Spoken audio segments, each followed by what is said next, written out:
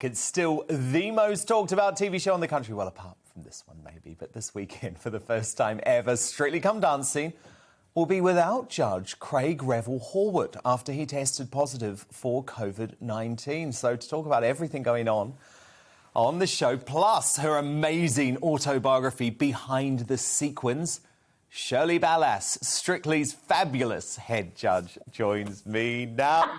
Shirley! Oh, my goodness. So this is quite crazy, right? I mean, look, I know you rule the roost anyway because you're the head judge. But this will be the first time, won't it, that we've never had Grumpy Craig on the panel? I'm certainly going to miss him, and I was very surprised at the results that he got today because it's so safe there and everyone wears these masks and we're in lanes of traffic. So I'm not really sure how he got the virus because at the show everybody is super safe. So I'm not really sure how that happened. And he has stressed, by the way, he's stressed that he's double vaccinated. So this is just one of these breakthrough cases. I mean, look, the thing is, Shirley, you can't avoid it. I mean, I've had it, you've had it. You can't avoid it. We were careful. You know, virus is virus. You can just pick it up, even through a mask. But I think that it makes you even more vigilant because I think it's got wings. I think it can fly. I think it's got a brain. And I think it's just everywhere. Yeah. So we can't let up for a second. Being super vigilant is the key, I feel. No, indeed. So what's it going to be like without Craig? And who's going to be filling his shoes? Well, I did speak to Sarah, and as of yesterday, it wasn't quite certain about who or if anybody would fill on Saturday. So it could possibly be a fourth judge. It may be three. As of yesterday, they weren't quite sure. But we will definitely miss Grumpy Craig. I know. I will. Do you know what I think they should do, Shirley? What? Bring back Len Goodman for the night. That would be great. But he's in the United States getting ready for his final. And they're one of their judges, Derek, has just tested positive for COVID today. So it just seems to be this is an international problem. OK, this is an international problem. Shirley, I mean, gosh, Strictly, we're all talking about it again. It feels like, and I find it so crazy to say this, but it feels like it's maybe been the most controversial series yet. Controversial, most talked about, level of celebrities, the quality, right from the very first show. Actually, I've never been nervous about my job, but even from last week moving forward, who is going to go home? I'm really willing the other three judges to make the decision so I don't have that deciding factor for the first time. How it works. That's not how it works, because you're the boss, so you've got to do it. Please vote. I just urge people, please I vote. like it when you have to do it, Shirley, because it's like peak drama. It's peak drama for you. It's peak drama for me on my social media because it doesn't matter who I send to. It's somebody's favourite. It's always going to be somebody's favourite. Yeah, no, you're right. So, look, I want to talk about the controversies this year because that's why you're always great to talk to because you clear everything up. Firstly, was it true that there was all of this rancor and anger backstage over people's vaccination status? Well, to be quite honest, I wasn't privy to any of that information. And I was asked that in an interview. And my feeling is a little bit to each his own, because I don't know who's got autoimmune deficiencies or who's got this or who's got that, why they can't take it. I'm not privy to any of that information. There was no ruckus at the show. I only heard about it a little bit in the media. But it definitely wasn't something that was, oh, did you vaccinate? Did you vaccinate? It wasn't one of those jobs. You know what I mean? No, and I think that's good. I think you're right. I think it has to be down to personal choice. Then the other person who's been at the centre of lots of the drama, but in fairness, Shirley, and I know you know her very well, she said a lot of it has been unfair. Now, this is Katia Jones. And I think it came, Shirley, because of that moment between her and Adam Peaty. And I thought he was brilliant, by the way, and she did a great job with him. But I think they got, I mean, I know you're going to disagree with me, but I thought they got a little bit too hot and heavy, right? Because it almost was like they went to kiss. Okay, Dan, the next time you and I have dinner, I'm going to teach you a little Argentine tango. I'm going to embrace you and roll you in my arms. We are going to be pressed face to face. We are going to be passionate. We are going to flick and kick and wrap our legs around each other. We're going to roll over the coals because that's what Argentine tango is. And I'm going to do it with you when you come for dinner. Oh, that's making me I'm going to be excited. so in your That's face. a lot of man's dream, Shirley. But it was the whole kiss thing. It's like he's got a girlfriend watching at home, you know, and It wasn't a kiss. It was a passionate moment of the structure of the Argentine tango. If you've watched it, I've seen many.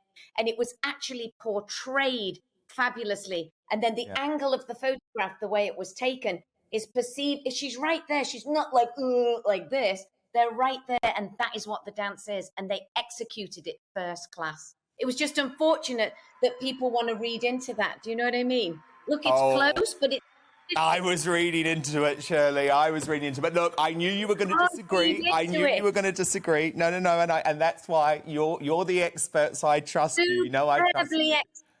Superbly executed, because it got you uncomfortable. It got you talking, and that's what the Argentine tango does. Oh, yeah, but all I'm going to say is that if I were Adam Peaty's girlfriend, I would not have been happy. That's all I'm going to say. That's all I'm going to say.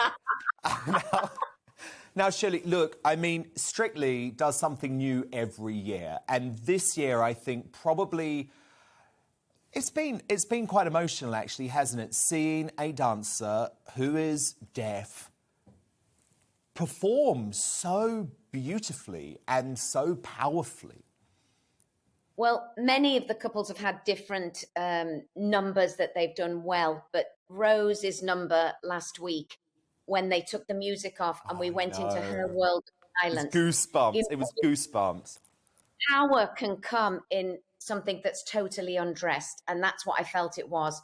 And I think Giovanni has just brought the very, very best out in this young lady. It's going to be very, very interesting to see where it goes. But you're right, it was absolutely beautiful. She's the favourite. I know you can't have favourites, but it would be quite incredible, wouldn't it, to see her make the final at least? Well, at the end of the day, the public have that choice. They have that choice. And sometimes people look at somebody and they think, oh, they're going to be safe. I'll vote for somebody else. And then that person goes in the bottom two, and then I have to make a choice. So if people want her or John and Johannes or whoever they want in the final, you have to vote. I know.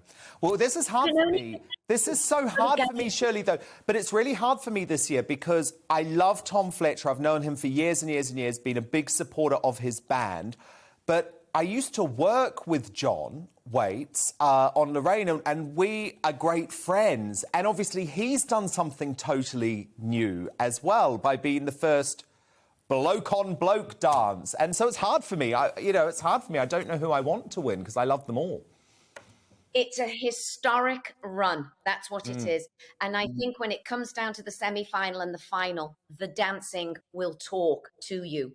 And you will see who you feel should be the winner. Because you have to remove a little bit the emotions, and you will be able to see through your TV screens all our experienced 15 years people in their armchairs watching. You will know who the winner is. And then you vote.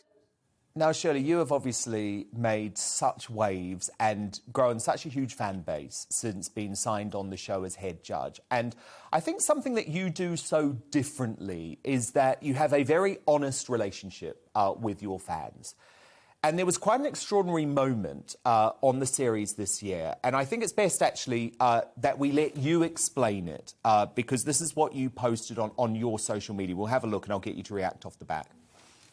Fantastic, thousands of messages, and there have been so many. I do try to reply for the well wishes. You know, it's lovely to see that social media can be such a beautiful place as well. So it makes me quite emotional that people actually really care. And to those wonderful ladies that pointed out to me about the first problem with the underarm little lump there, the guy who removed my implants, Dr. Waterhouse, has been in touch, and he's going to have another good check over just to check that all's good there. So check once, check twice, check 3 times. That's what I think. So I'll keep you all posted when I get the results. But again, you know, my heart goes to all those wonderful people that feel like family. So, Shirley, this was just incredible. You were wearing one of your beautiful gowns that showed off some of your underarm, and some of your fans said, look, Shirley, I think you need to get it checked out. They were a bit concerned. And rather than doing, I think, what a lot of people would do and keeping that quiet and doing it secretly, you decided you wanted to share that information with your fans, which I think has created quite an amazing connection between you and them. Well, it was several people that spotted a lump, and I decided to go to the doctors. I spoke to my doctor. She also thought she'd seen something. She did a little check. She did some blood work. But what came from this underarm lump was that there's a hormonal problem, and then this hormonal problem could have affected the kidneys. I've been for 3 scans now. So the last scan was, they called me at 12 o'clock the other day to come in at 4. I couldn't do it. So they took me the next morning. And there's a shadow or a spot or something on the kidney. So they wanted to make sure, and it's revolutionary technique now or something. They do an injection into the arm, go straight to the kidney, and then it turns into like brownie sludge. So from this lump, I have a hormonal problem. I need my breast checking again by Dr. Waterhouse. I've got to do that. I've had lots of blood work done. I've had 3 or 4 scans done.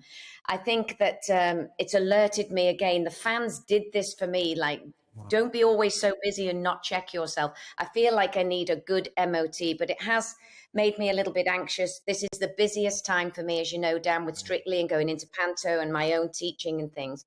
But yes, so I've got to get these checked. I need shoulder surgery. They wanted to do that before Christmas because of Panto. That'll be in March. They found something here, and then, but they don't think that's cancerous. So the guy's going to do the surgery on it. So I feel like I'm falling apart. Oh, God, It's some bobs. Shirley. I know, But you know what? Thank God you got it all checked out, because hopefully they've found it all early enough. And are you feeling okay about that? Are you getting positive signs from the doctors? Yes, I mean, the doctors are all positive, and the nurse said to me, according to what she could see on the scan, she didn't think it was anything to worry about, but of course it's to go somewhere else to be checked. So it is an anxious time for me. Anything with your health, anything at all with your health is quite anxious. And because we have so much cancer and stuff in our family, it always makes you a little bit more aware. But yes, thank you to those fans. Thank you for reaching out, because when I got the first message, I thought, I'm not sure about this. But then it came flooding in, and the support, Dan, that I've had, and the beautiful messages, and also the women that have gone to get checked. Also on top, that, I wouldn't normally go to get checked, but now I go to get checked. So I've got this kidney, I've got the hormones, I've got the shoulder, I need the breast checking, I need the blood work back. But thank God you're doing it. And it's one of the beautiful things of social media, because, look, you and I talk a lot about some of the dark side of social media, but it's lovely to have something positive and empowering. And look, maybe for you, Shirley, life-changing, actually, if they catch something early enough. And I think that's a positive thing. But I just want to say that I did learn that from you at the very beginning. You were the first person I did the interview with, and you said to me, always be transparent. And, if, be honest, because if you don't, the media will make it up, and then it will never be your story. So I learned that from you.